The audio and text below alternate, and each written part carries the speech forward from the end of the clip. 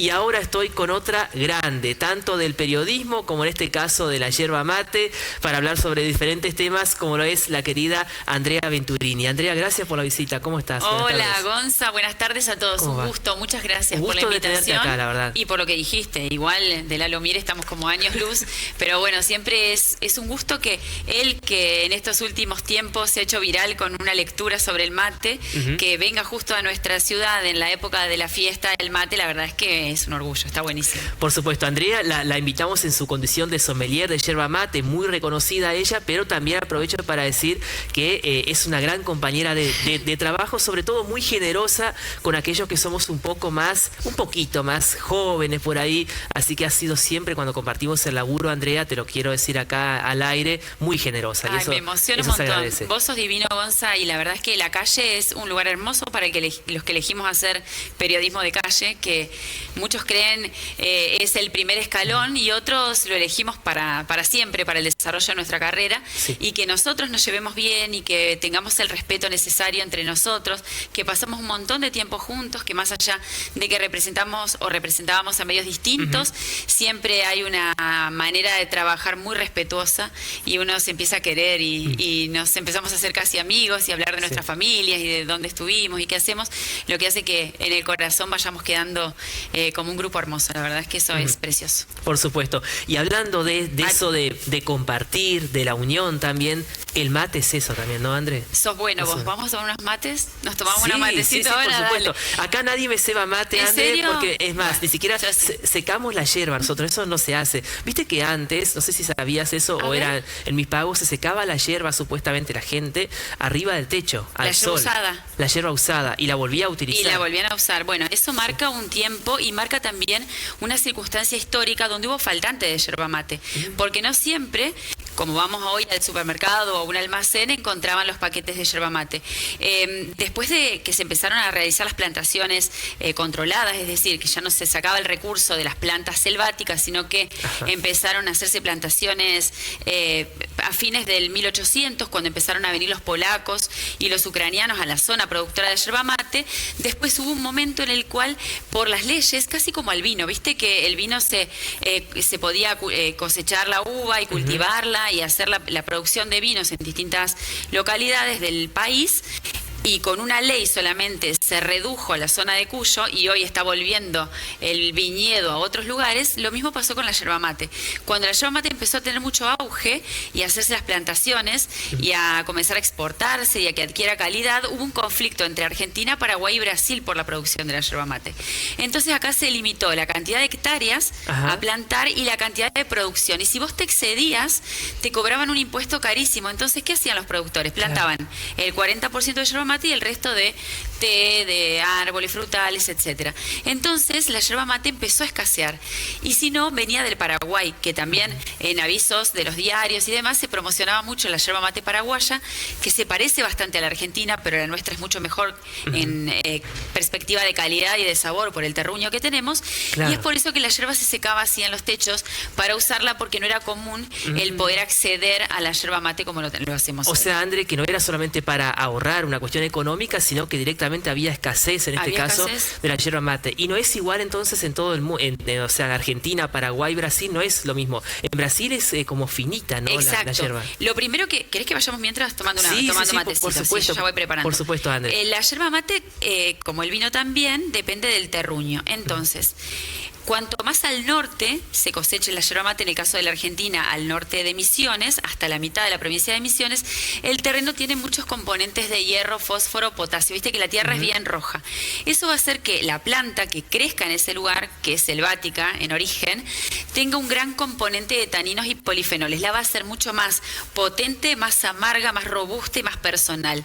La hoja es mucho más verde y más dura, parecía laurel, para que se lo imaginen, que lo que se puede ver con una planta de yerba mate o de Ilex paraguariensis desde la mitad de Misiones hacia el norte de Corrientes, que es el último eslabón productivo. Ahí hay menos cantidad de hierro, de fósforo y de potasio, pero hay más carbohidratos. El carbohidrato en el contacto con el fuego, cuando la yerba mate se sapeca y se seca, se convierte en azúcar. Entonces esa yerba mate que está desde la mitad de Misiones hasta el norte de Corrientes va a ser más amable al paladar y más dulzona, aunque nosotros la usemos para el mate amargo. Y la yerba mate paraguaya, es bastante parecida a la nuestra, es un poco más amarga, pero no tiene los estándares de producción y de elaboración que tenemos nosotros. Acá pertenece al Código Alimentario Argentino, se utiliza para la infusión en caliente más que en frío. Los paraguayos la utilizan más para el tereré. Entonces claro, la estacionan menos. Es una yerba más ácida al paladar porque la vas infusionando con agua fría, no como nosotros. Y la brasileña tiene un factor determinante, y es que ellos la cosechan, la llevan al secadero, le dan el sapecado, que es el contacto directo de la hoja en el fuego, se seca, después hacen el proceso de secado y no la estacionan. Entonces la yerba es casi como un césped recién cortado, muy herbal, muy fuerte, y además tiene un vencimiento mucho más acotado, es decir, sirve 2 meses nada más, hay que guardarla en la heladera. En cambio la nuestra, al tener un proceso de estacionamiento, el óptimo son 2 años, pero con 1 año ya está muy bien, le va a dar las características de esta yerba mate que nosotros tenemos, que es muy particular, muy sabrosa y con contenidos de acidez muchos menores que las del norte. Claro, es un gusto escucharte, André, porque sabes tanto realmente. Una vez fui a Misiones, a una yerbatera, a la fábrica Amanda, justamente, y el tema del estacionamiento, ¿no? Es tan delicado que en ese momento no podían abrir el lugar donde se estaba la yerba para que no ingrese humedad. Es según el día o el horario. Entonces, si no, se pierde esa producción o queda con un gusto raro, creo. Exacto, cada yerbatera tiene una manera de estacionar. Eso va a hacer que, viste que cuando vos comprás esta yerba mate sabe diferente a esta otra yerba mate de las marcas, ¿no? Cada marca elige su blend, elige su manera de estacionar la yerba mate y de secarla también. En el estacionamiento generalmente las bolsas están estivadas, es la yerba mate canchada, que es la primera molienda, la que sale después del secado, se guarda en grandes bolsas, o big bags se llaman ahora, y depende de la industria, en algunos galpones se puede controlar la temperatura y la humedad, pero generalmente el estacionamiento es natural, lo que hace que la yerba mate sea mucho más potente en personalidad y mucho más sabrosa al paladar, lo que también implica un riesgo, que vos decís, no se puede abrir para ingresar porque ingresa humedad y arruinaría toda la yerba mate que está guardada en ese lugar. Cada tanto, cuando el estacionamiento es natural, lo mismo, si es controlado, va a ir un sommelier o un catador que se formaban antes en la industria yerbatera y va a ir apreciando de cada una de las bolsas con una cucharita, sacando muestras de yerba mate, y ahí se pasa la zona de cata para poder apreciar con el olfato, con la vista y con el sabor si efectivamente no fue afectada por la humedad, que es el peor enemigo de la yerba mate, tanto en el proceso de producción como en nuestra casa. Si se humedece, queda fea, al paladar queda horrible. Por supuesto, y más allá de la yerba, que es fundamental, Andrea, el tema también del agua, ¿no? Que si uno compra el mismo paquete de yerba y lo toma, no sé, en Entre Ríos, no es lo mismo que hacer el mate en Mendoza, sino que puede cambiar el sabor, ¿es así? El pH del agua influye notablemente en la yerba. ¿Viste cuando uno viaja que sacás el agua de las máquinas que hay en la ruta? Sí, en la estación de servicio.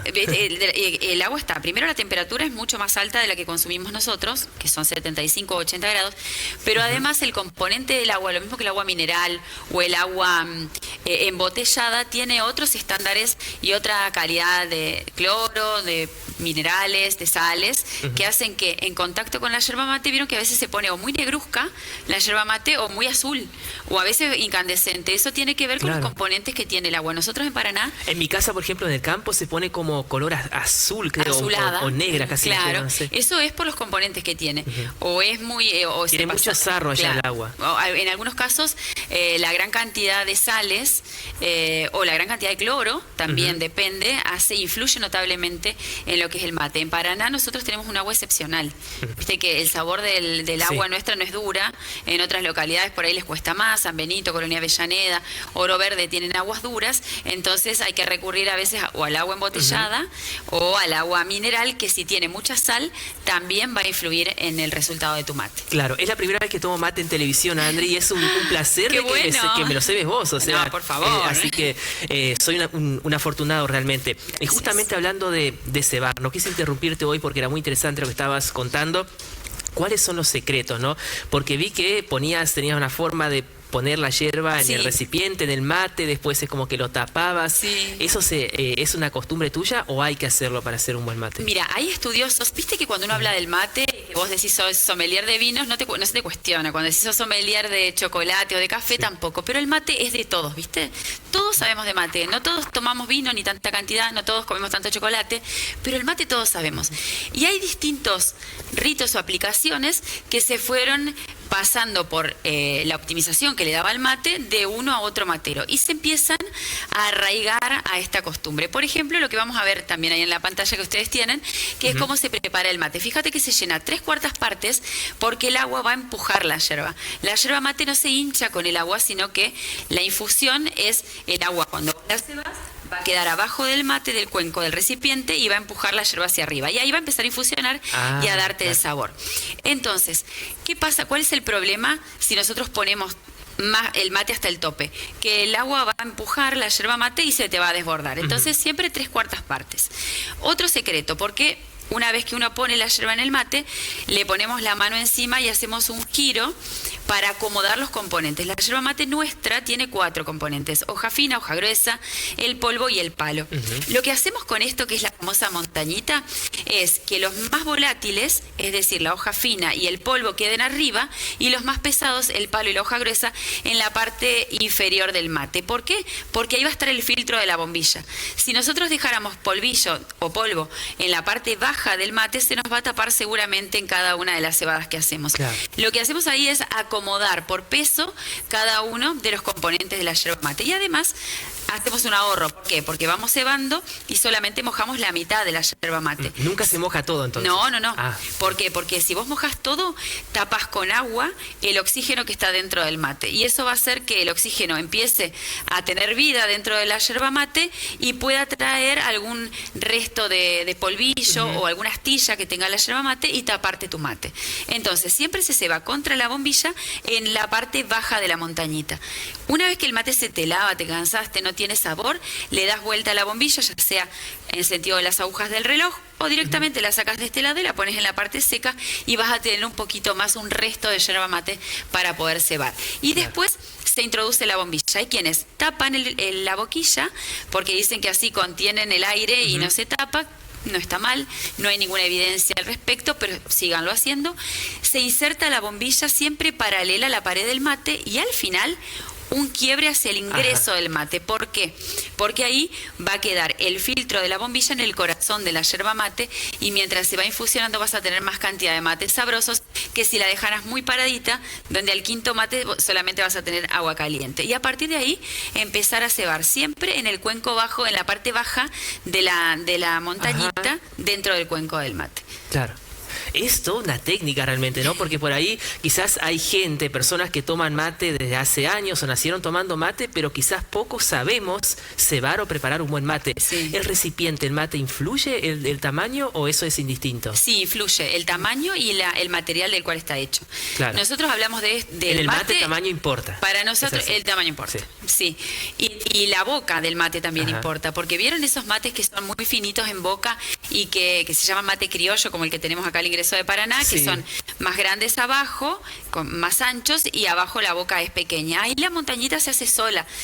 Con el solo hecho de poner la yerba mate, por la inclinación que tiene el mate y por la forma del mate criollo, se va a hacer sola. Pero hay que tener otros recaudos, porque generalmente o tenés un pico direccionador del termo o con el pico de la pava vas a tener que tratar de embocar en esa boquita pequeña, en ese agujerito pequeño, y ese mate va a tener menos problema de temperatura. Es más pequeño, como la boca es chiquita, no va a perder tanto de calor y vas a tener un mate caliente o consistente todo el tiempo. A diferencia de este, que tiene como fácil poder cebarlo, porque no necesitas demasiada precisión, pero a su vez hay que hacerlo con cierta rapidez o con una determinada pausa pequeña entre mate y mate, porque si no, la temperatura del agua se pierde por la boca más ancha.